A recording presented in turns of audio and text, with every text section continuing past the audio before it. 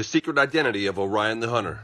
Who knew one of the first constellations you learned as a kid hold the esoteric secrets to the universe, including its origin, purpose, and future? The Tower of Babel really does provide a good foundation to answering many questions we all have about these things. Right out the gate with the info. Right after Babel, each culture tried to duplicate this Babel tech. After being spread around the world, this theme of pyramid platform temples and Orion emerged all over the world. Babel was probably the world's biggest pyramid platform. Is that the black cube of Saturn on the top level? Right after Babel and the spreading all over the world happened, you see the smaller scale Nimrod worship, pyramid building, and Orion theme aligning happening. Also the constant redefining pattern you see. Let's check out Orion and the original meanings we can dig. In OG ancient Babylonian star catalogs, it was called Sipaziana, which means shepherd of heaven, or good shepherd of God / Anu. Also interesting tie-ins about this good shepherd taking a bite in the heel, and lots of other interesting themes we're about to build on. Orion is said to be the only constellation that you can see all over the whole Earth. Orion comes from the Greek for heaven's light or heaven's boundary. Orion also has a mystery cave, a huge, mysterious, empty spot. Keep this in mind for later. Also, jumbos, which are Jupiter-sized objects that aren't attached to anything and don't rotate around anything, were also found in the nebula. So doing a quick culture hunt, it seems that Orion became a hunter, giant / mighty warrior in the Mideast and other places around the world. In Greek, he was the giant, or most high, of the heavenly boundary, which he could also walk on water with power from his father. Egypt, it was Sa, meaning father of the gods. And pharaohs were said to go to Orion when they died. In the super ancient Aram, the constellation was known as Nephilia, and the Nephilim are said to be his descendants.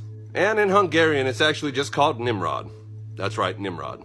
But interestingly enough, in Hebrew, it's called Kesil, which means the fool. Speaking of Nimrod, or why they call people that, putting the final CERN pieces together, which could be an attempt to break Nimrod free, or Nimrod's god Bel, or some sort of verging of the dimensions, which we've discussed. Also, CERN was built on the actual temple to Apollo, who is Nimrod. Apollo is also Apollyon, the destroyer, the beast in Revelation 9 who gets freed from the bottomless pit, and leads an army of the dead, Night of the Museum style. And you're definitely not going to believe this one, but Shiva, who's out front of CERN, in Hinduism is actually Orion, known as the cosmic dancer of destruction. This is the kind of stuff I can't even make up. This association of Shiva to Orion, Orion to Nimrod, Nimrod to Apollo, Apollo to CERN. Speaking of Apollo, wasn't that what NASA named one of their rocket missile things that they were going to send up to try to blow up the...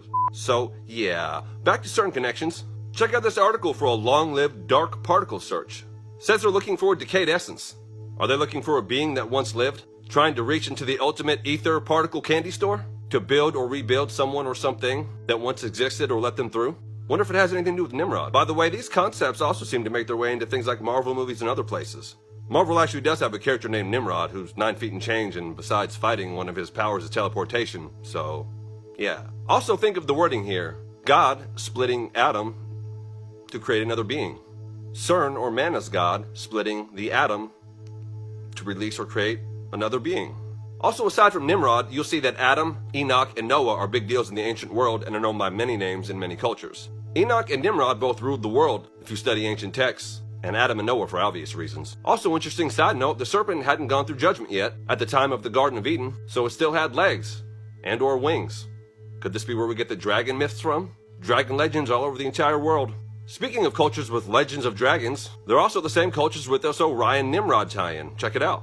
All these cultures have the mini Tower of Babel pyramid platforms and all align their buildings to Orion. The Hopi, Giza, Teotihuacan, Nabta, the Black Mesa, and it goes on. Now let's check out some cultural stories similar to the Tower of Babel. In the Sumerian Assyrian Enuma Elish, Marduk built a tower / portal to be a gateway for the gods, at a temple that would be his seat of power, which the higher gods fought back against with tech that caused all sorts of natural disasters, including volcanoes, earthquakes, tsunamis, and other destruction that definitely would result in a Pangea land split type of land splitting event.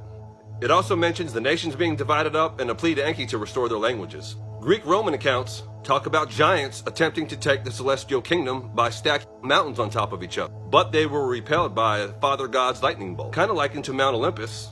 Was the Tower of Babel Mount Olympus? Or how about Mexico and Central America, who talk about giants building a tower into the heavens, but God called on the sky spirits to take it out. They also mention the dispersing of habitants and how the tower was made of stacking artificial mountains, like the Greeks.